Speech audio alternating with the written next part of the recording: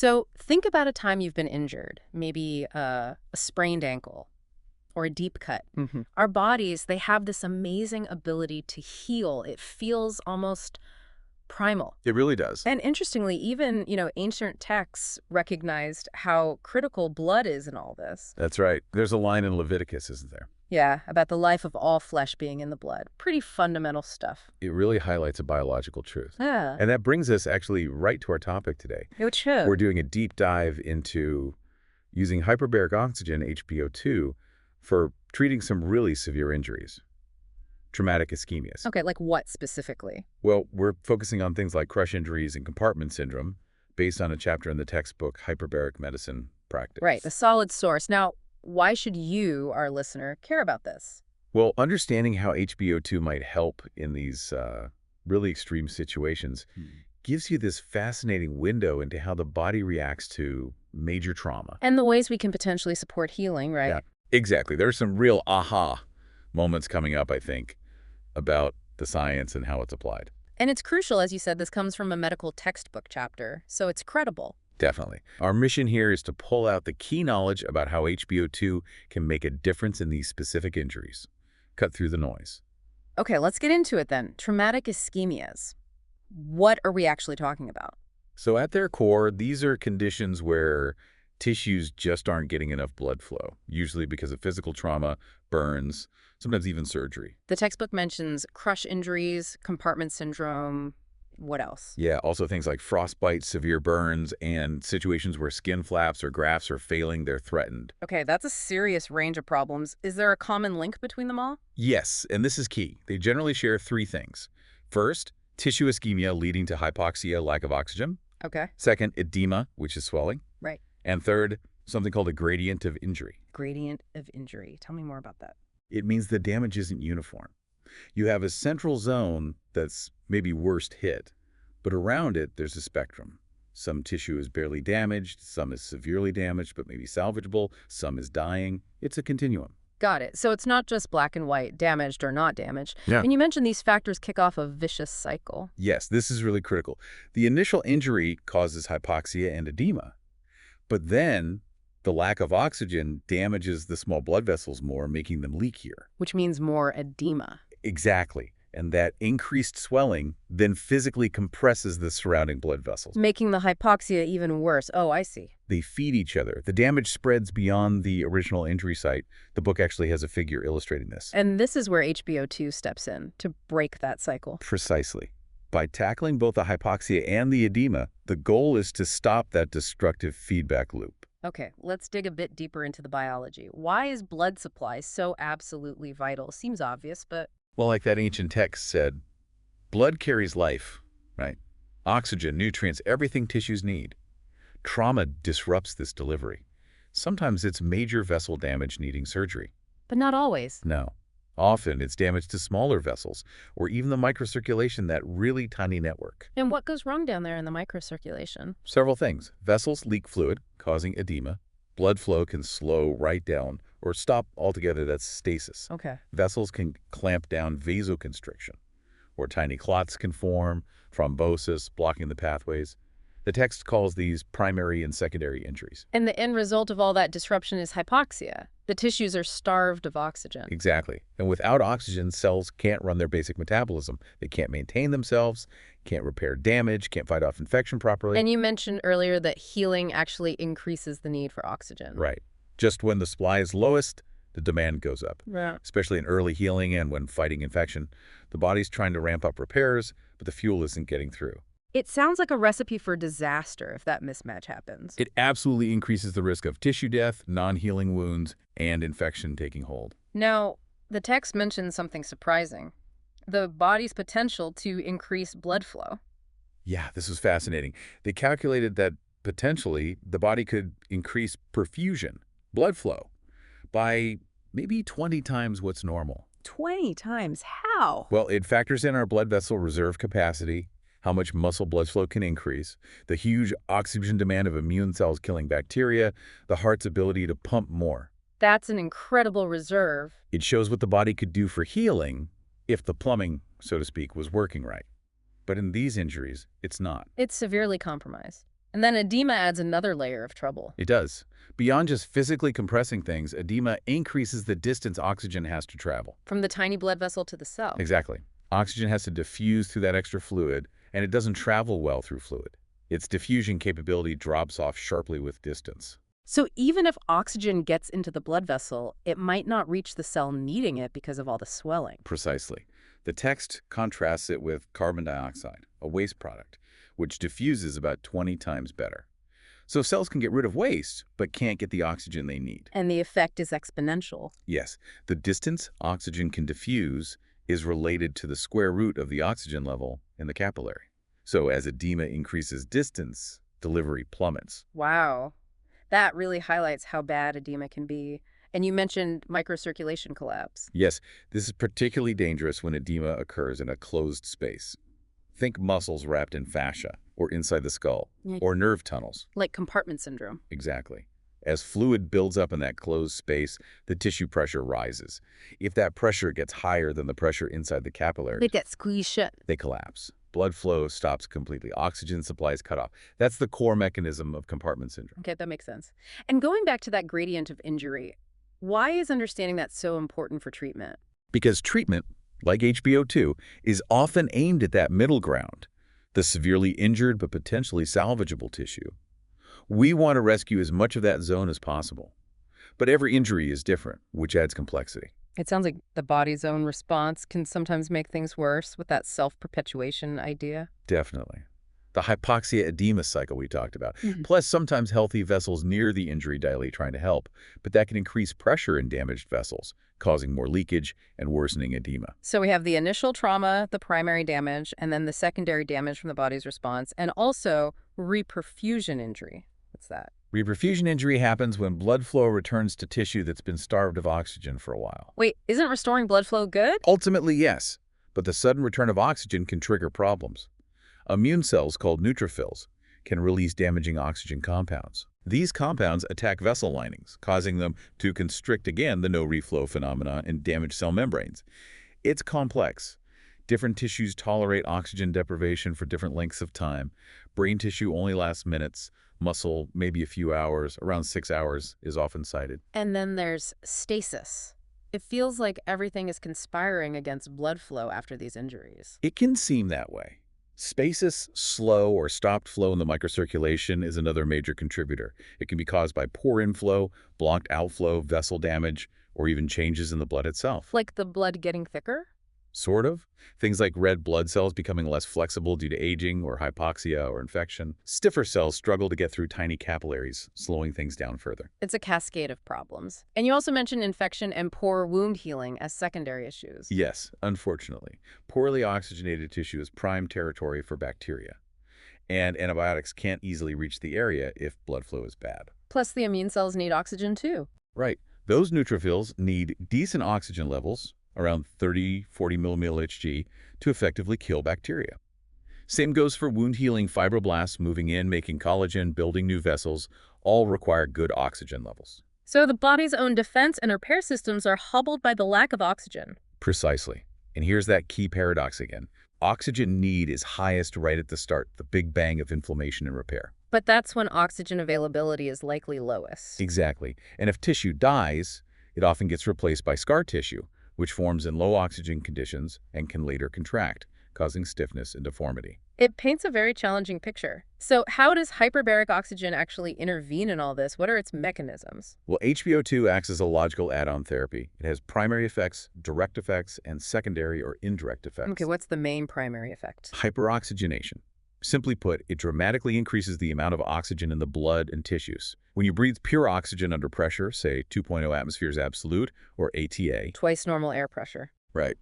Much more oxygen dissolves directly into the plasma, the liquid part of the blood. This is separate from the oxygen carried by red blood cells. And that makes a difference how? It means that even if red blood cell flow is sluggish or partially blocked in the microcirculation, the plasma itself can carry enough dissolved oxygen to meet basic tissue needs. It bypasses the traffic jam, so to speak. That's clever. Plasma delivering the oxygen directly. Exactly.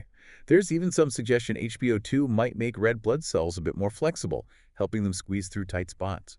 The text mentions some early work with piglets, Boerema. Yes, landmark work in 1960.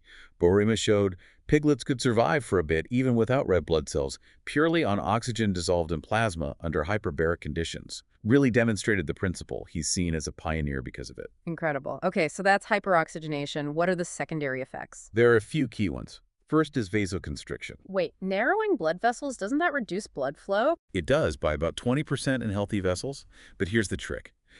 The blood flowing is so much richer in oxygen that the total amount of oxygen delivered can still increase, or at least stay the same. Oh, okay. So why is vasoconstriction helpful then? It reduces edema. Narrower vessels leak less fluid.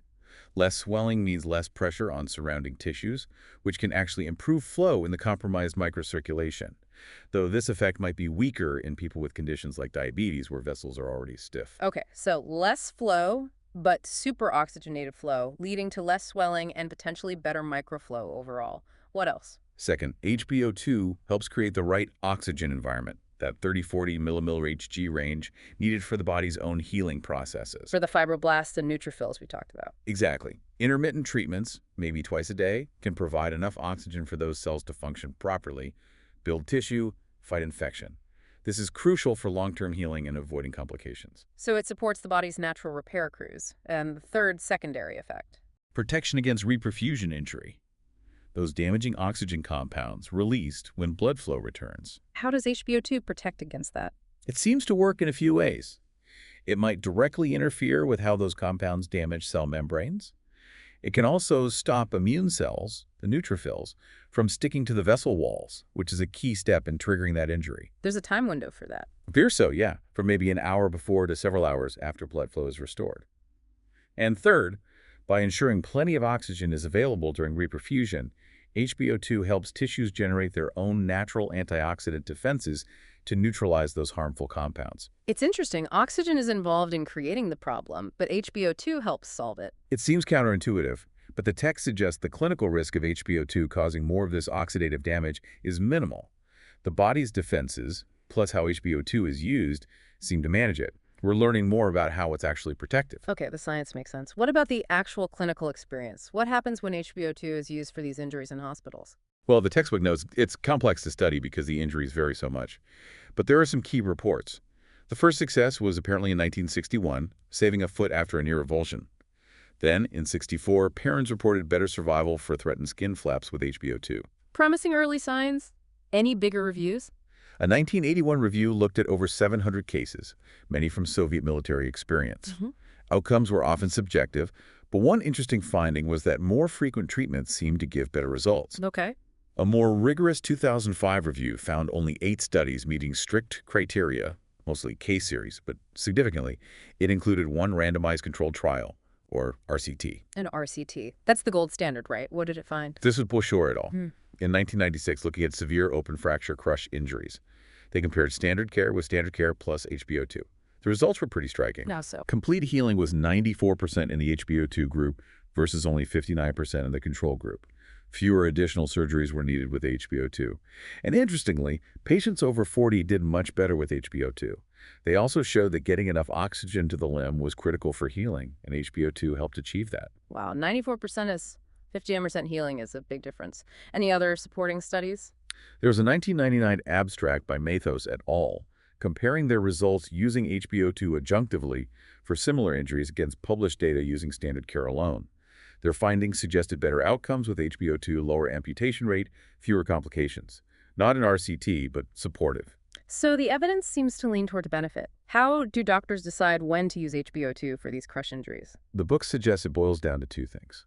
The severity of the injury itself, often using fracture classification systems, and the patient's overall health, their wellness status. Wellness status. Yeah, considering things like their daily activity level, mobility, other health problems, smoking, neurological issues. They propose combining injury severity with this wellness score to guide the decision. That makes sense. It's the whole picture. And the treatment itself, what does an HBO2 session involve? Typically breathing pure oxygen at 2.0 to 2.4 times normal atmospheric pressure for 90 to 120 minutes. Early treatment is key, ideally within 4 to 6 hours of injury. And how often? It varies. Maybe 3 times in the first 24 hours for severe cases, then maybe twice daily for threatened flaps. or once daily for things like bone infection. Fewer might be needed just for reperfusion injury. It needs to be tailored and adjusted based on response. Collaboration is important. A very personalized approach. The text also mentioned different zones of injury. Yes, 3 zones. Normal tissue, which tolerates HbO2 fine, the gradient of injury zone, the borderline tissue, which is the main target for HbO2, aiming for survival, healing, function, and then non-viable tissue, where HbO2 can't save it but can help define the dead area and prevent infection spreading. Okay, let's focus specifically on crush injuries for a moment. What are the key takeaways for HbO2 there? Crush injuries are defined as severe traumatic ischemias, where tissue survival is really doubtful due to high energy transfer. Think major accidents, heavy objects, multiple tissues are usually involved. And they have all 3 components: hypoxia, edema, gradient of injury. Yes. The Gostilo classification system labels type 3 open fractures as crush injuries. Types 3B and 9C have notoriously high complication rates, like 50% or more, even with optimal standard care. There's also the MSS score, Mangled Extremity Severity Score, sometimes used to help decide about amputation. Is there a better classification for deciding on HbO2? The text suggests that Chern and Ostrom classification might be more helpful. It grades both closed and open fractures in more detail based on soft tissue damage, contamination, and fracture pattern. Higher grades mean more severe injury. And that links to the wellness score. Yes, it seems to align well for deciding on HbO2, particularly for severe closed fractures, grade 3, and most open ones, grades 3 and 4. It gives a more nuanced picture. But many surgeons still use their gut feeling. True. Many use a simpler, mild, moderate, severe scale, plus their clinical assessment of the patient. The main point the text makes is that HbO2 should be considered for serious injuries, regardless of the system used, factoring in the patient's overall health and pulse. What about age? How does that factor in with crush injuries and HbO2? Physiological age, how functional someone is often more important than just the number. But aging does slow healing. Interestingly, research suggests HbO2 might help counteract this. Oh. Studies show it can improve how well cells from older people multiply, almost like younger cells. And that Bouture study showed better outcomes with HbO2 in patients over 40. Even the MESS score includes age.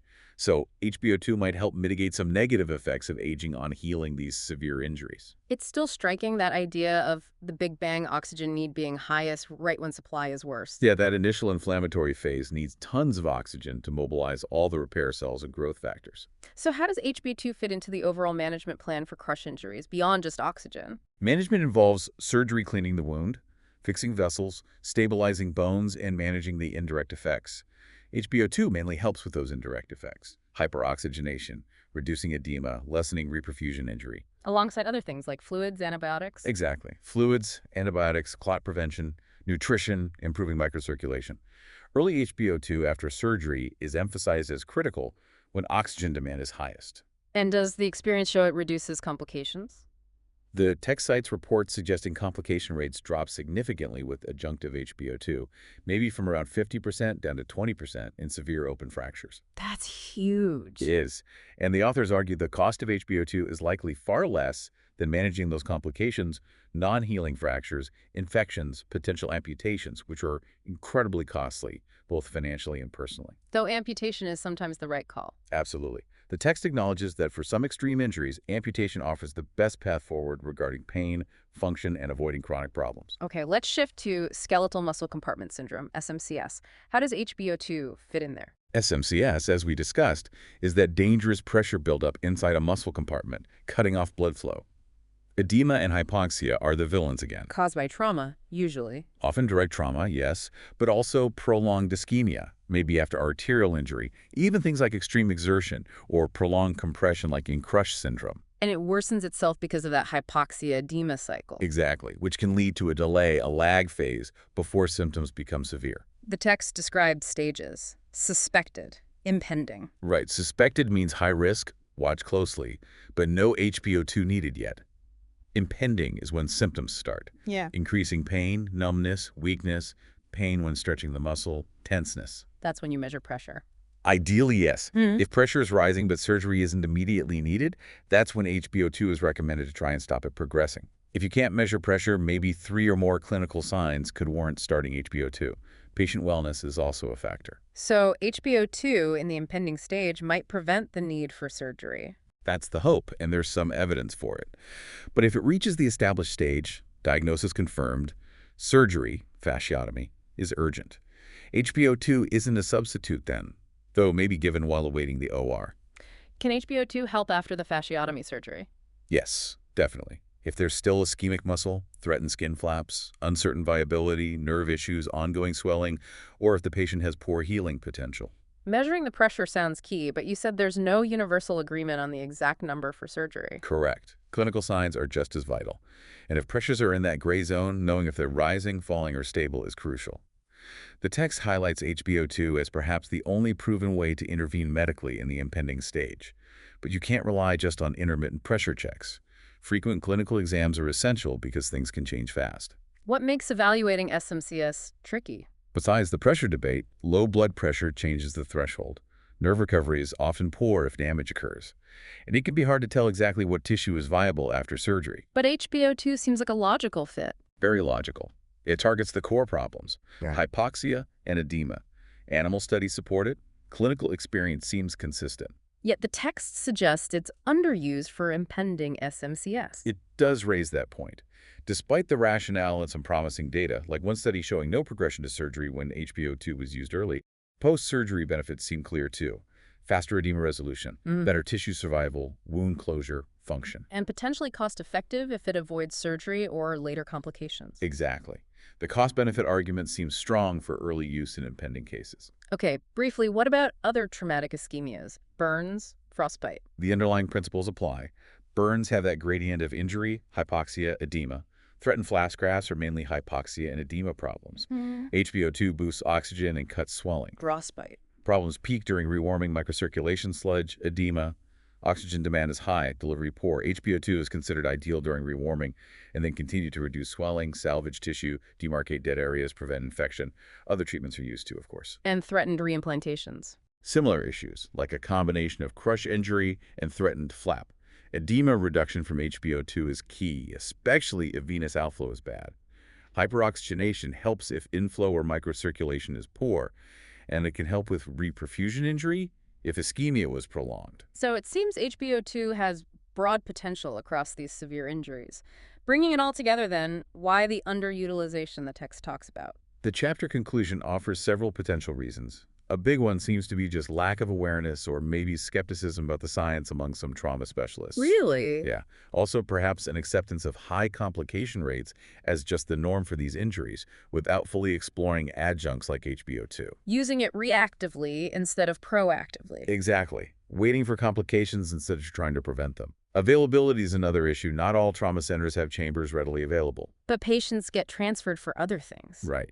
The text argues that shouldn't be a barrier if HBO2 could help.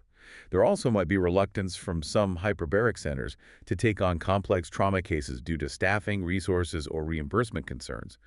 So what's the official verdict on the evidence? Is it considered evidence-based? The text suggests judging it slightly differently as an adjunct therapy, but using standard guidelines.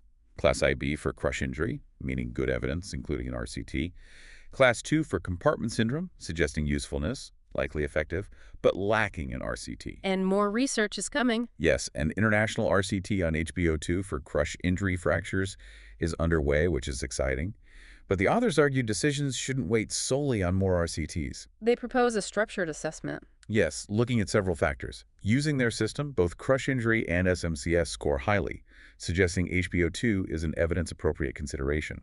Plus, major medical organizations and general insurers recognize these as indications. So the hope is for wider adoption. Yes. The authors seem optimistic that as awareness grows, demand for better outcomes increases, and maybe availability expands, HBO2 will find its proper role. Well, this has been absolutely fascinating, a real deep dive. The potential for HBO2 to really help in these devastating injuries by hitting those core issues, hypoxia and edema, seems pretty compelling. It really does. It's not a magic bullet, obviously not a standalone cure, but as an adjunct, it offers this significant opportunity to potentially improve healing, reduce complications, maybe even save limbs. Which leaves us with that lingering question, doesn't it? The big one, given the science, given the clinical findings, why isn't HBO2 more routinely and immediately part of the plan for severe crush injuries and impending compartment syndrome? It's definitely something to think about. Hopefully, this discussion has given you, our listener, a clearer picture of this specific application of hyperbaric medicine. It's a complex topic, but understanding these kinds of advanced options is pretty empowering. And we hope distilling the information from that expert source, the textbook chapter, has provided some valuable insights today.